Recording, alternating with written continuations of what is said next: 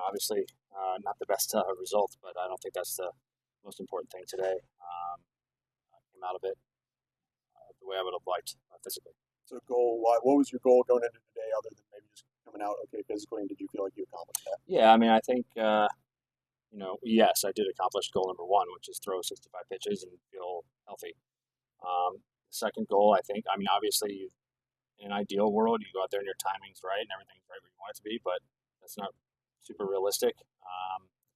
So timing was a little off. Some of my pitches were a little erratic. And that's one of those things that just time on the mound is the only thing that can really help resolve that. How did you feel mechanically wise?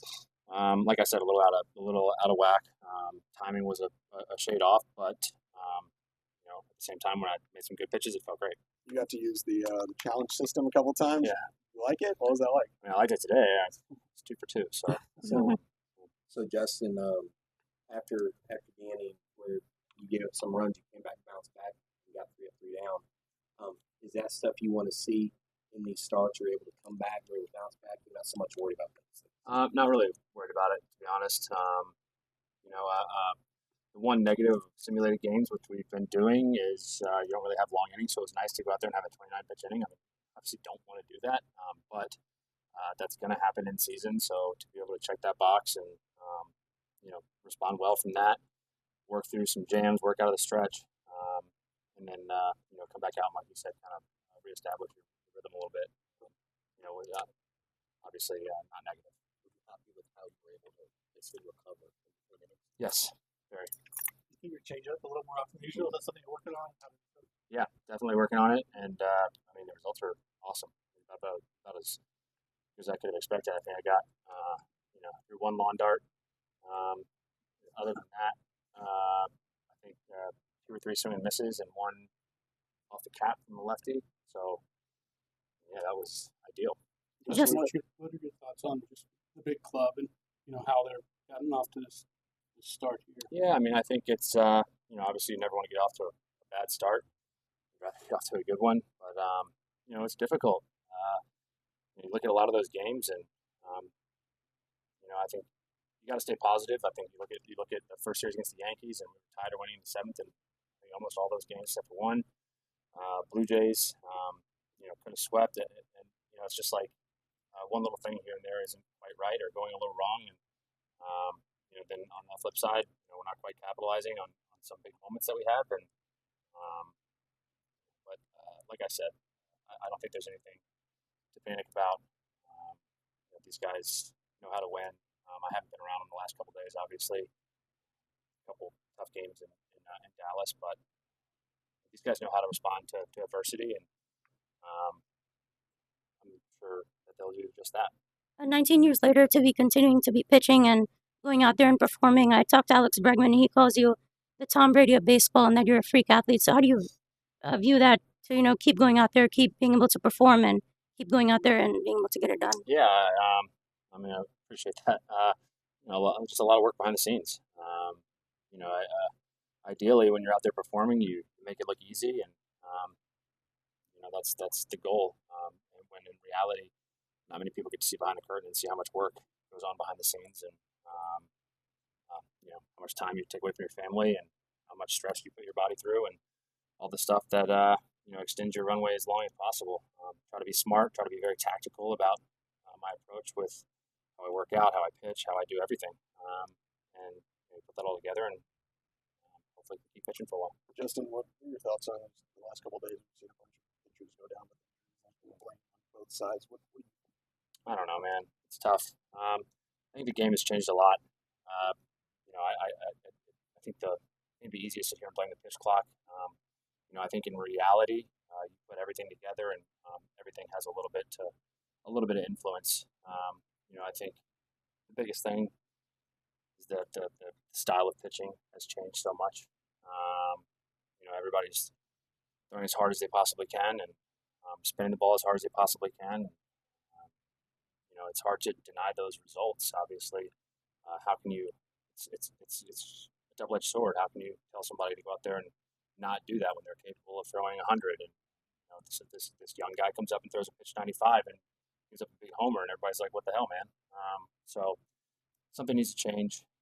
I don't have all the answers. I know pitching, and I've been.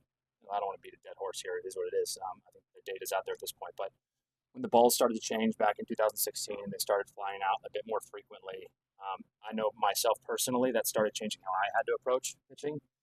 You have to start swinging. You have to start approaching uh, uh, the batter as I want swing and miss. I can't have him put the ball in play where the old adage, pitch down, pitch away from the guy, hit your spot, get weak contact early in the count, and then you can kind of go up, and that kind of went out the window when everybody started being able to leave the yard, especially opposite field. And look, like I said, I'm not here to. I've said my piece on that before in the past, and it is what it is. As long as we're all out here competing on an even playing field, that's what I care about. And we all have the same baseball in our hands, so that's that. But I do think that you throw that in the mix, and you throw analytics in the mix, and you throw the pitch clock in the mix, and it all kind of adds up. And it's unfortunate. I don't know how we rewind the clock. Maybe there's some sort of way to incentivize starting pitching, going deeper in games. I remember I talked to Scherzer at length last year with the Mets, and we talked about having the starting pitcher be tied to a DH, and having you have to achieve certain milestones before. If the pitcher comes out and he hasn't achieved any of those milestones, you lose your DH. So at least the team is incentivized to teach their pitchers to go through the lineup 3 times. Whereas right now, nobody's incentivized to do that. No teams are incentivized to tell their pitcher, okay, let's go through the lineup 3 times. Let's navigate a lineup. Those aren't conversations that are had anymore. Nobody's fault.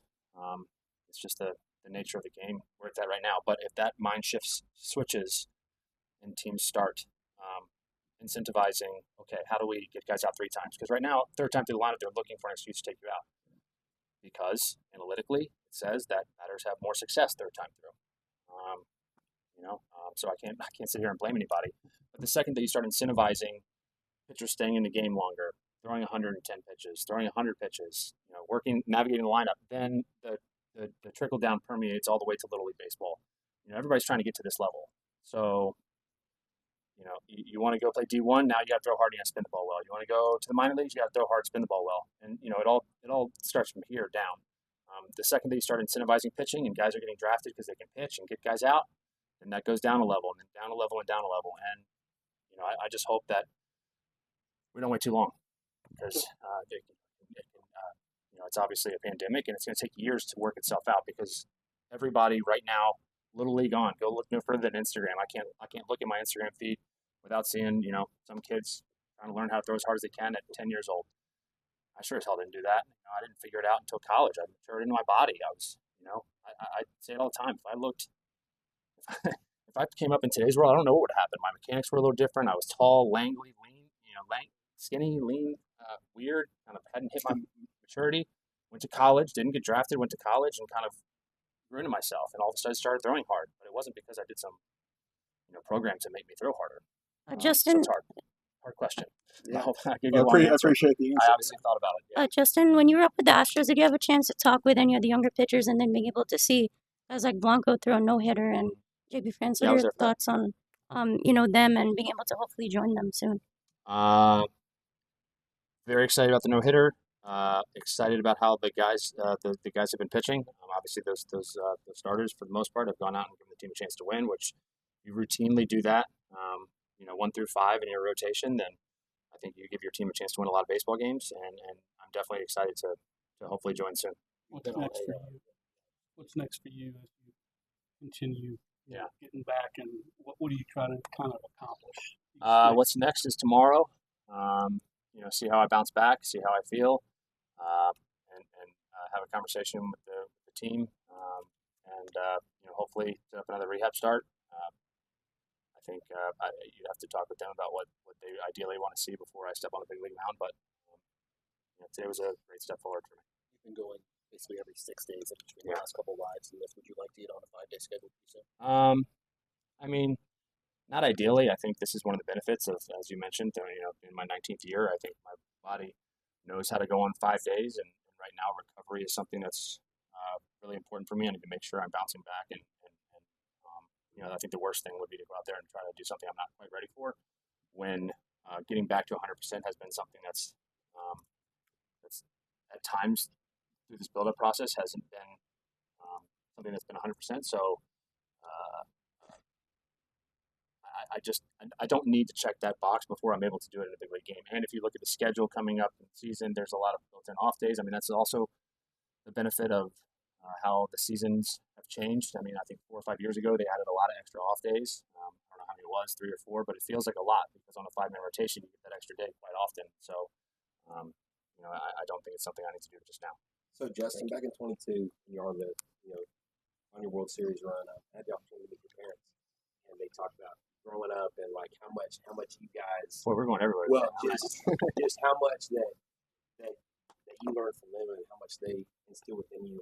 How did that take you to this point? Well, I mean, obviously, my parents instilling my work ethic and stuff like that. Yeah, it's something that them always being there, showing up for me. Something that I think as a parent now I appreciate just the investment of time, and I think also understanding that I had a gift in cultivating that with any means that they had necessary. We weren't super well off, but they were able to scrounge together some money and find some coaches that knew better than they did. You said they helped me. They helped me a lot, but not really on the field. My dad, I remember playing catch when we all first realized I liked baseball and was good at it. He literally went and bought a How to Pitch for Dummies book, and we were out in my front yard. He's like, "All right, so you step back with your left leg, no left leg, and turn." And so humble beginnings. Is there anything that I guess stood out to you during this process that you learned about yourself? Anything different? No. Nothing. All right, last one. You're back to the serious stuff. You're kind of an outlier guy that's always throwing hard. There's a guy like Roldis Chapman, outlier guy, largely been healthy. So is he. Is there anything that you feel like you or Chapman have done to kind of stay healthy within throwing max effort for so long? I mean, you're also talking to a guy like Tommy John, not ironically after the Rehab. So I know. Well, not just that. I think this goes back to how my mentality changes as a pitcher. I went from throwing. You look back at before 2015-16, and I was throwing 93, 92, 93 early in games, and if I needed to go to the well and hit 100, I could late in games, but I certainly wasn't throwing 100 every pitch. The game dictated that I needed to try to throw harder almost every pitch, so my average velocity jumped up. Because my intent jumped up, and I had to look for swing and miss, and I don't know how long you can do that as a starter. That might have had something to do with it, but I think the ability to naturally do it is a large part of it. I mean, I think you look at individuals, and everybody's built different. You look at Aroldis' mechanics versus my mechanics, and they're just vastly different, but can both throw triple digits, or used to be able to. For myself, he still can. But it's like it's like the gait of a horse. Like there's some horses that have been the best in the world at their time, and they don't run the same as some of the other best horses after their generation. And this is kind of again one of the things that I nitpick a little bit with mechanical tweaks too early on in the development process is you got to find your own gait, man. You got to find your own way to throw baseball, and if that naturally leads you to being able to throw hard and have success, great. If not, you meet an ends road in your career, whatever that may be, high school, Division I, minor leagues, AAA, big leagues. If you reach that end of the path and you need help, then you go help. Then you go find ways to throw harder and make yourself do it because you want to reach that next level, but not before. Thanks,